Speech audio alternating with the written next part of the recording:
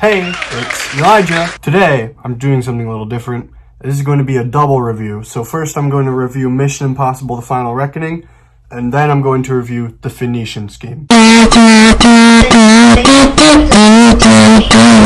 First off, I want to say I liked how Tom Cruise thanked us for coming to the movie when it started. That was kind of nice and fun. He cares about us very, very much. Before I get into the good stuff, which there's a lot of, I'm going to say some of my problems with the movie. Now, the biggest problem with Mission Impossible: The Final Reckoning is that sometimes it can feel like it doesn't trust the audience enough to know what's going on. Often what's happening on screen is outright being explained to us, and that can get a little irritating. To be fair, I don't think I would know a lot of what is going on otherwise, but there are ways to communicate a sense of finality other than having characters outright tell you several times. And yeah, it can get a little ridiculous or stretch the believability sometimes. But other than that, yeah, I really liked this movie. People have been saying that the first half isn't as good, and I would kind of agree with this. I mean, the last act of the movie is phenomenal, and sure, there's not nearly as much action in the first hour or so. I still really liked it. It's very emotionally driven, filled with some cool espionage and going over plans in, that cool way that Mission Impossible movies do. I actually really like the way that it connects back to previous movies. You can call it pandering or nostalgia bait if you want, but it didn't come off that way to me. I liked how it makes the whole journey feel like it's led to this and ties up some loose ends. The flashback scenes are really well edited and implemented well throughout. Overall, the directing from Christopher McQuarrie is very strong. It's not too flashy, he gets some good performances out of his actors, it's staged well, and the set pieces are all very cool. This movie fittingly has the highest stakes out of all the Mission Impossible movies, as in, the whole world is going to be destroyed if Tom Cruise doesn't save it. It's kind of funny to me how Tom Cruise is frequently portrayed as being always right and the only one who can save everybody. Also, I really like the villain, the entity, as a concept. An AI that's able to bend truth, turn people against each other, and ultimately cause the end of the world. It takes the idea even further than it did in Dead Reckoning. 2 years later, the concept of an AI making false information and turning people against each other is more relevant and a lot more terrifying. It's generally agreed upon that the stunt at the end is one of, if not the best stunt in the whole series. And yeah,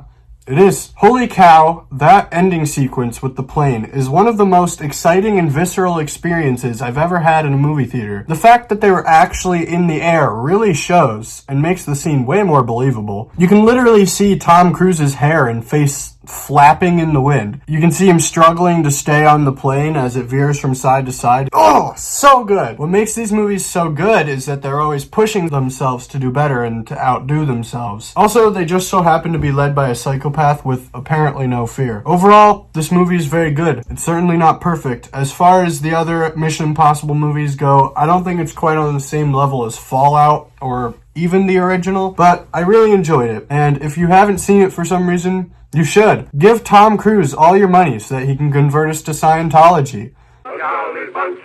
People have been saying that the Phoenician scheme is one of Wes Anderson's weaker entries, so despite this being my first Wes Anderson I've seen in theaters, I went in with relatively low expectations. And I really loved this. People often criticize Wes Anderson for doing the same movie over and over again, which is a fair criticism, mind you. But to me it feels like he's always taking his style one step further with each movie. Kinda like Tom Cruise with his Mission Impossible movies, in a way. The Phoenician scheme looks amazing, as is expected. This is a completely personal and subjective thing, but I think actually I find this movie's color palette a bit more pleasing to look at than Asteroid City's. And Asteroid City looks pretty darn good. I love the sets, the use of color, the quirky characters, and I could be describing any Wes Anderson movie right now, I know. But there's a few things that give it that extra push for me. I love the two central characters played by Benicio del Toro and Miles Threepleton. They have an excellent dynamic and relationship that just works really well. I love Michael Cera in this movie. He's probably my favorite character. He's very funny and has lots of good moments, and I'm not going to spoil anything, but I like his character even more in the last half. If you know, you know. I really dig the recurring jokes, especially the religious humor, which actually ties into the plot, as Benicio del Toro's character kind of has to deal with the inevitability of death. Once again, I'm going to be very vague if you haven't seen it, but I like how the themes of religion are kind of half a joke and not a joke. in a way. Supposedly, Wes Anderson is Catholic, or used to be, and I'm not sure if he's making fun of Catholicism or presenting characters who make fun of Catholicism. Either way, It's pretty funny. I also like the scenes in the afterlife, which are pretty experimental and pretty bizarre. And Willem Dafoe and Bill Murray in those, amazing. Also, the basketball scene with Bryan Cranston and Tom Hanks. That was so funny. I was laughing really hard, and the people behind us were like mildly chuckling. What makes Wes Anderson's movies work is that they really hit on that emotional level. And I feel like this one does that. I don't know what else to say. I was just really attached to these characters and their stilted, dry Wes Anderson dialogue and symmetrical, colorful lives. This movie is just so witty, so clever, so well made. Even if you don't care for Wes, you gotta admit he's unique. He's not a sellout, and he sure knows how to make things symmetrical. Great movie. I can't recommend this enough. Go see it.